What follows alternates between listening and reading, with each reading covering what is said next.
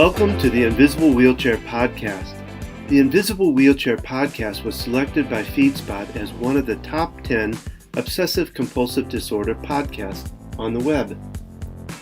I'm Donald Grodoff, EFT tapping practitioner and OCD coach at FamilyOCD.com.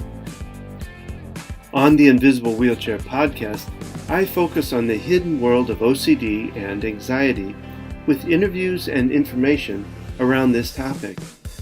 My purpose is to bring about awareness of OCD, those who treat OCD, and of course, those who suffer with OCD.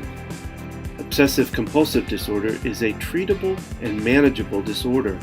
In my practice at FamilyOCD.com, I guide people through the process of ERP therapy and other alternative treatments. If you know of someone suffering with OCD, I can help. Simply visit FamilyOCD.com. If you or someone you know suffers or has suffered and recovered from OCD and would like to get their story out, simply contact us through www.invisiblewheelchair.com. We want to talk to you and get your story out on the podcast. Know that the ideas and thoughts presented here are not necessarily those of Family OCD, Invisible Wheelchair Podcast, or Donald Grodoff. We also ask you to take just a few moments and leave comments at www.invisiblewheelchair.com. Those comments help us to know what the next topic should be, and we really want to hear from you. Now, let's get to that podcast.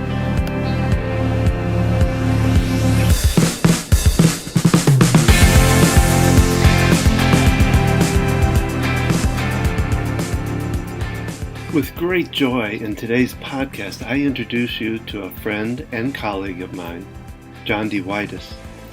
I have known Jondi for quite a few years, and I so much admire her for her energy, her skills, and her passion for what she does and who she is. And today we're specifically going to be talking about her new book, Compassion in Action, Emotional First Aid for Children, How to Quickly Help in Times of Trouble. Let me tell you a little bit about Jondi. She is a well-known master trainer of trainers for the original nonprofit Global EFT Association, EFT International. Based in New York, she travels widely to share her expertise and contagious enthusiasm for emotional first aid, energy psychology, and EFT tapping. Jondi's favorite work is helping children experience the world with less fear and suffering. She teaches them about the human design and how to use it to better weather whatever life throws at them. She firmly believes we are all stewards of the world's children and that everyone can help our young ones better survive and more quickly recover after sudden adverse situations, even if they're from the past. She has expanded her trainings to include and emphasize the importance of emotional first aid, the first step in preventing and recovering from everyday traumatic experiences that not only define our times, but can forever define children's meaning about themselves and the world. These lessons are combined with those of her co-author, Dr. Deborah Miller, into an online course and their new book, Compassion in Action, Emotional First Aid for Children, How to Quickly Help in Times of Trouble, for those who feel the call to create even deeper understanding for helping our world's children to survive. As the former lead trainer for the Newtown Community Trauma Relief Project, Jondi learned how difficult it can be to manage our own distress through crises that literally affect everyone in the community. This created a profound desire to help more children and their caregivers in this era of difficult, frequent, and distressing challenges. With this book's release, Jondi renews her intention to provide what she's learned to all who have, work with, and care for children, so they will have the information, tools, and confidence to teach easily learned and applied methods for rapid regulation, reset, and recovery. Jondi welcomes invitations to speak on these issues and conduct customized training for a variety of issues and interests. So join me now for my interview with Jondi.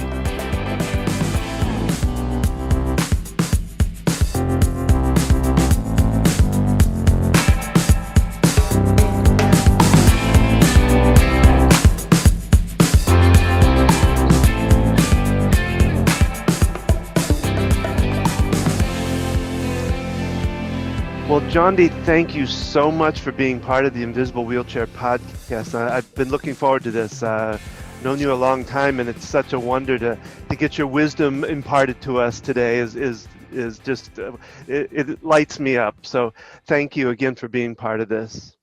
Well, thank you. And as we've spoken together before, I stand on the shoulders of all my mentors, and the price for that is pay it back. Well, I'm glad you do. So I wanted to ask you, if you could, for my audience, to give them a little bit like the Cliff Note version or the synopsis of the book, what it's about, and then what inspired you to write this book, to put this out there. Sure. The book that I wrote, which is this one, Compassion in Action, that's the title, and the subtitle is Emotional First Aid for Children. And it is a field guide. It's a reference book, and it's really simply written so everyone, I think, can benefit. It's not written for children. It's written for those who have children, work with children, care about children. 2 years ago, when I started writing this with Deborah Miller, she's an American PhD that lives in Oaxaca, Mexico, and she has been working with pediatric oncology families for a very long time, and is a colleague. When we started writing this 2 years ago, we wrote it because we noticed that every week there was a new disaster that children, the most vulnerable of any society, were having to somehow manage and survive. And we thought, well, we could be helpful just taking the years of everything we know and then translating it into a way that tall people could help small people to better navigate what we call troubling times, because some people are actually even allergic to the idea of the word trauma. So we don't have to go there and trigger them or make it bigger or more dramatic than it needs to be. Troubling times are different for every kind of person. And so we wanted to speak to that. So whether they're man-made, and that's actually what was driving some of our thoughts, is every week here in the United States, we were having another shooting, another episode, another tragedy that we would say for 48-hour news cycle, tragedy. And then it would go on. And we also had, because of climate change, we also had a new natural disaster at least every month. This flood, this hurricane, this tornado, this water rising, this fire, this. And we thought, oh my goodness, we need to do something in the world larger than just our voice, because we are where we are. I'm in New York, she's in Oaxaca. Maybe you know us, maybe you don't, but we need to get that information out there. And that's what drove us 2 years ago to write this book. Well, that's wonderful. And I have to say, my audience, this podcast is about OCD and the anxiety around, because OCD is an anxiety disorder. Mm-hmm. And this book to me is a go-to book. It's one that's a guide that's going to have a lot of, what do you call it, the bent ears, curled ears, because what I've realized, and I want to bring this out, when I read the book, initially I looked at it and said, well, it really doesn't talk about OCD. It doesn't talk about that kind of disorder. But then as I read through it, I realized how much it really does fit for people that are suffering with OCD, for those caregivers, because that's who you're going with. That's who I work with. I really work a lot with the parents. And what I realized, there's a couple of things about it, especially that I realized that fits so well to OCD. One is the emergency factor that you talk about, because these traumas. And when somebody triggers an OCD, basically, like our house would go in lockdown, basically, and it would be an emergent. Everybody would go into emergency mode in a way, because the trauma for everybody else, besides the sufferer of OCD, was dramatic. And they had to, my son used to tell me he would close his door, turn his headphones on, just so he didn't have to listen. Plus, it really does work also for the OCD person too. And then the Yes. self-help part of it, one of the big things I learned in OCD was that we had to take care of, as parents, we had to take care of ourselves almost Yes. first. It's kind of like putting that mask on first, like they say in the airplane. And I also feel like it fits the OCD person too, because when they are in a calmer place, using some of these techniques can help for when they do go into those anxiety places, Mhm. those traumatic triggers that happen. We used to, when my daughter was calm and she was kind of here with us, we would use techniques that would help us in the future, like the tapping that I do, that I'm an EFT Yes. practitioner just like yourself. Mhm. And then the other thing about it was I love when you use the compassionate part, because when I work with people with OCD, I talk to the parents about I need one of the parents to be a compassionate coach that doesn't come at this in a military sense, of Mhm. authoritarian kind of sense. They come at it Right. with compassion, knowing that the person within that OCD person is their child, the person they love, they care about.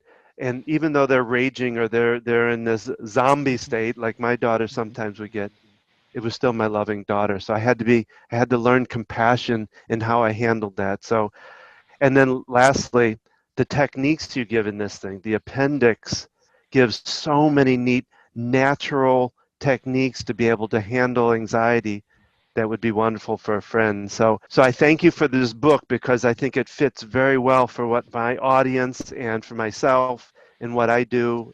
So again, I thank you for that. Well, it's a pleasure to have you detail it out so well because that gives me a lot of encouragement that I'm on the right track, that I'm actually being helpful, that these people are going to benefit. And that means, of course, the children of the world. Yeah. I heard you recently on a podcast with Gene Montrestelli, Mhm. and one of the things that really caught me, you described your approach with kids, and I think you were really going through your whole process with them. But I especially liked your approach, and I'd like to, because I think you call it verbal first aid, is what I understand it from the book. I'd Sure. like you to talk a little bit about that because I thought that was amazing, and it really helped me. I learned off of it, and it's going to Oh, help good. me in how I work. So if you could talk a little bit Sure. about that. That would be great. I'm just going to pull us back just a moment in Okay. that you hit the nail on the head. It's us first. It's always us first. In the way that some of us were raised, myself included, that felt selfish, wrong. We didn't do that. It was always Yeah. other directed. Yeah. But just like an ATM that you keep hitting all day long, at some point you're going to be out, right? Yeah. Yeah. And therefore you cannot serve. You can't keep giving out. So, like the airplane, absolutely. The idea is I have to do me first in order to be the me that's going to be helpful to you. And another thing that we'll say is emotional first aid is what I call lots of my courses and this book. It's a field of work. It's not a brand name, not trying to own that market and sell it. I'm trying to sell the idea of training Hmm. ourselves to know it and how to use it in our life for great effect. The same is true with verbal first aid. It is a field of endeavor. It is a type of thing that we're doing. That said, I'll just go over to the fact that I had to learn just like you had to learn, Don, that if I am so upset and if I am using my mouth as an anxiety release, blah, blah, blah, blah, blah, blah, blah, blah, blah, blah, blah, blah, blah, blah, blah, blah, blah, that's not helping them. Hmm. It is jacking them up, We right? climb the wall together. I always call it. Beautiful. Like the way you said that. I also say that all those words are landing on you like silicone. It's just they cannot take in that deluge when they are jacked up themselves. And there's fancier words for this like threat response reactions and stuff like that. But I'm really focused on making this the people's tool, the children's tool. So I'm going to continue to speak in a very everyday way most of the time to be accessible. So if I wanted to talk to you, Dawn, and I could see you were upset, I am training myself to come at this with more breath, slower pace, less words, to help. That's the intention, not to manipulate, but to meet you where you are with what you need in that moment. And a jacked response tells me, as the original EFT master Ann Adams used to say, too much, too fast. Right? I like that. Yeah. I mean, it's beautiful. I always remember that, because that means that even if I'm prepared to give it, that doesn't mean they can receive it. And for those of you like me who are Gary Craig advocates, who he changed our lives with this EFT tapping work, he said, meet them where they are. For those of you that are therapists, my hero Carl Rogers said, it's not about you, it's about bringing this presence and meeting them, giving them what they need, and creating that safe space for them, right? Gabor Mate, another one who says that. Compassion, compassionate presence, compassionate witness, right? And so I love and adore tapping. This is what I do all the time. But this case, we're talking about emotional first aid, which is different than EFT tapping, right? EFT is always tapping, but not all tapping is EFT. It's very specific. And what we're doing now is we're going out past EFT, looking at other things. And I would call emotional first aid a precursor to tapping, meaning before I get the words, and also an interventionary kind of tapping. And so, just like you said, if I'm using verbal first aid, I'm slowing down. I'm really focused on meeting you where you are. I'm going to adjust myself. And by the way, this is just practice, right? It's just like a fireman. The reason they get on the truck with all their belongings is because they've practiced laying them out in precise order, so that even when the alarm bell rings at 3 a.m. and they're grogged, they have everything there, and it promotes success. This is not different. You have three kind of sections to the book. First is how to help yourself, which is what we talked about. Second is how to help the child. And then you have the third part about teach others to help the children. So I was kind of curious as being a guide, as to why that wasn't a separate piece and why you put the teach part into the book. Was there a Well, specific reason that's for a that, or? great question. Yes, yes, it was so deliberate. The first thing we just talked about, it has to start with you, no matter what. It just has to start with you. The second thing was essentially the title of our book, right? It's Emotional First Aid for Children, and how to teach them that, right? Or pass it on if you don't want to fancy yourself as a teacher. How do you model it and give it to them? But the third part was about our mission, which is to reach over 1 million kids by the end of the year. And that means once I learn it and once I pass it on to my kids, now I'm going to teach other caregivers, parents, teachers, pediatrics, emergency services, child service agencies, child care agencies. Now I want to teach them what I know. And keeping it at that people's tool level allows me to do that. I don't have to have a shingle or alphabet soup behind my name to be a helpful force in the universe, teaching others how we can help our children better navigate troubling times. And so to do that, you don't have to be a genius teacher or facilitator.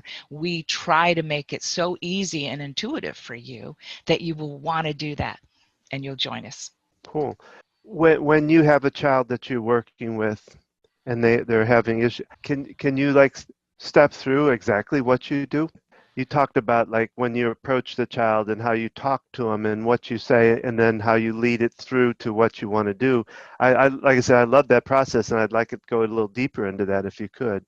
Well, help me remember what you liked the best about Gene's interview with him as I go. I don't want to miss anything that you wanted to pass on. Oh, I remember. I mean, you literally stepped through saying, I see a child. Because I like one of the things you talked about was, instead of telling them what to do, you said what really worked for me when I was in that kind of place. Absolutely. How about we try this, because this really helped me, kind of thing. So maybe start there, and then how would you Sure. lead from there? Well, and I learned this from Ann Adams too, so I'm always trying to attribute correctly. But Ann was for years the chief administrator at a state-run home for children with severe emotional challenges. And so she saw children in their, let's call it, worst, most helpless state, often, every day. And so what she learned was she had to approach them without agenda except to help. The only thing I'm doing is preparing myself as an active vessel, right? And that can easily mean grounded or neutral or calm, whatever words work for you. But I have to be in my best neutral, non-agenda state. And that is about the practice we talked about. Let's assume you know how to do that now because you've been practicing it. And I don't mean perfect. So after we are in our state of readiness, that means I can easily approach this person. The next thing is about noticing. We want to notice what's going on with that kid. And we may not prefrontal cortex type of analyze this yet. It's more along the ideas of Dr. Stephen Porges' neuroception. I feel a disturbance in the force. I feel that there is something going on with that child.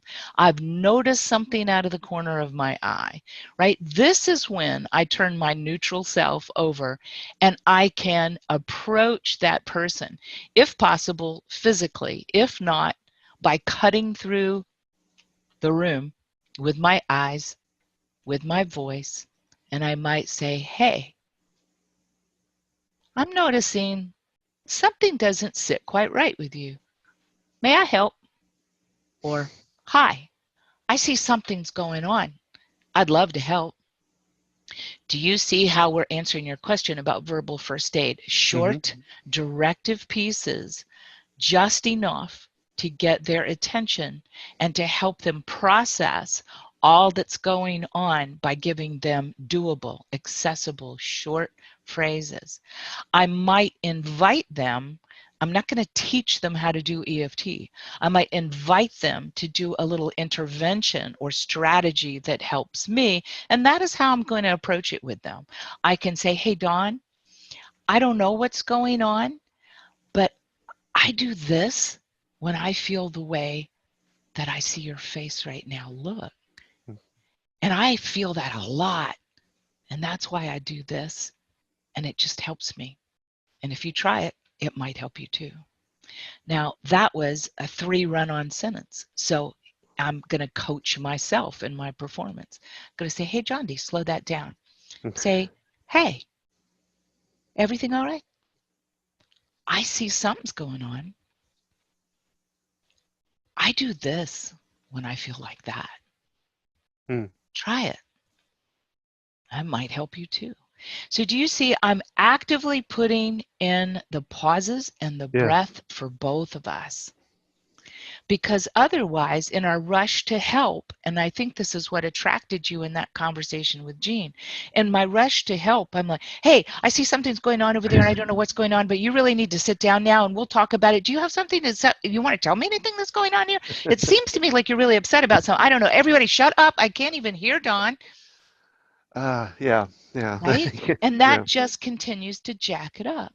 Yeah. So what we're training ourselves to do is be that first responder that's going to be capable and helpful in whatever tiny way they can allow you in that moment.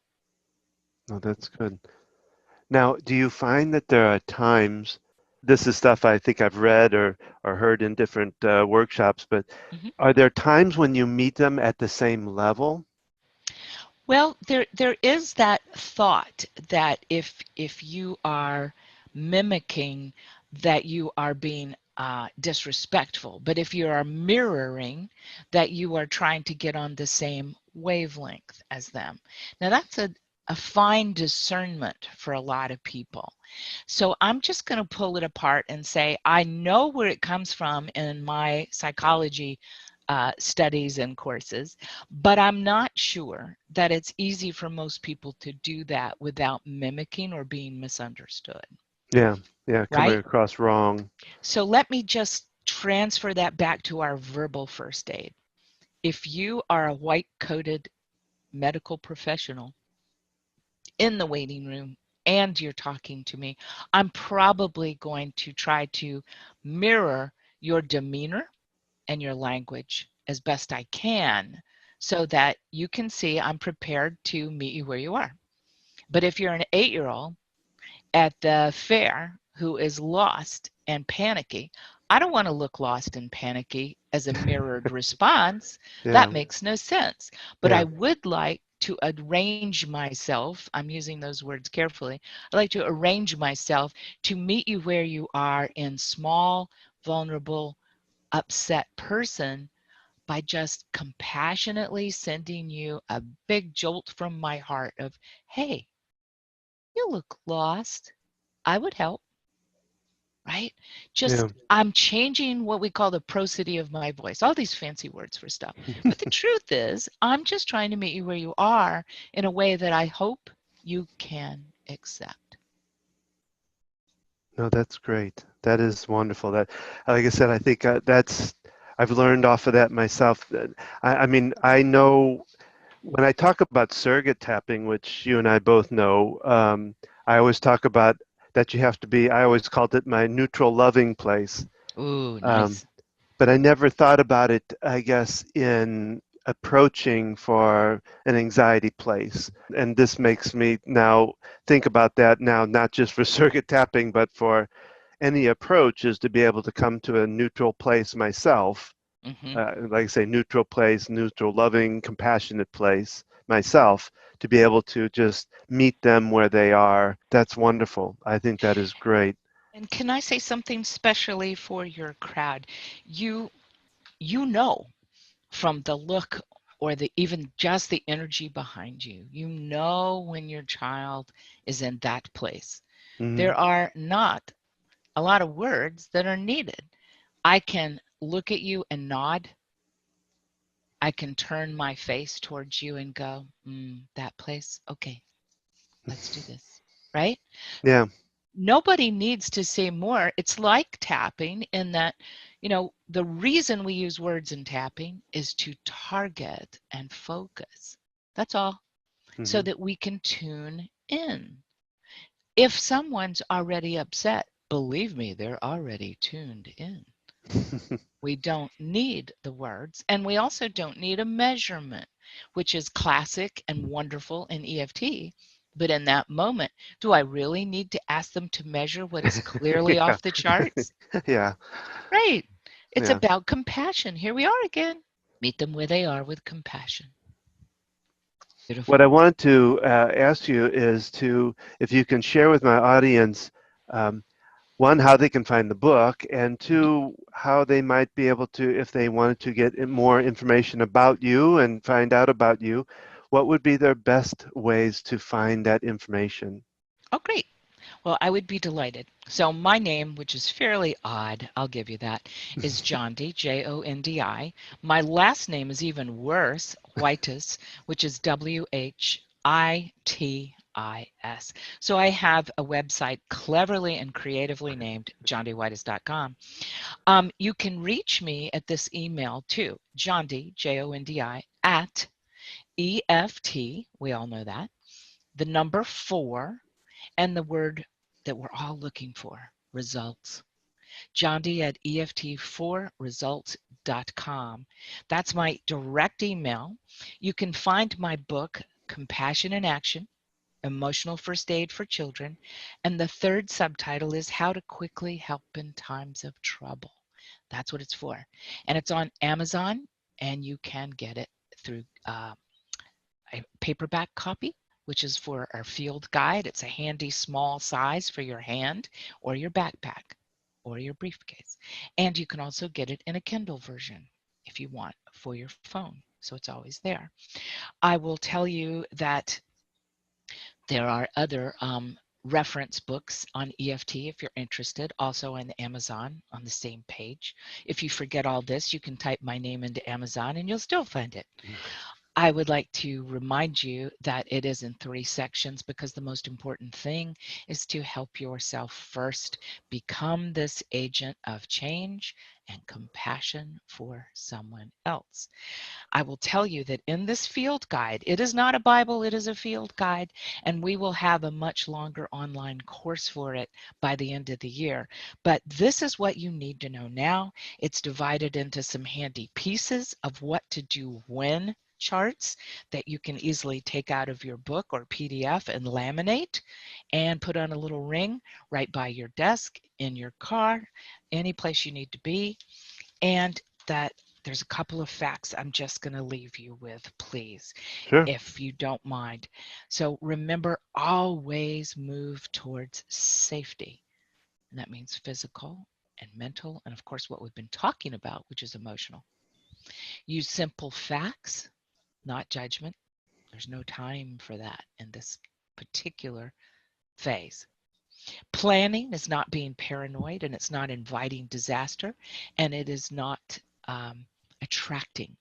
It is preparing for success, and if not for you, for them. Please connect with others of like-mindedness. Don't isolate, because that's the way we get misinformed and stuck in our own fear and doubts. So please connect with others. Give yourself time, and give that person you're trying to help time to integrate and process.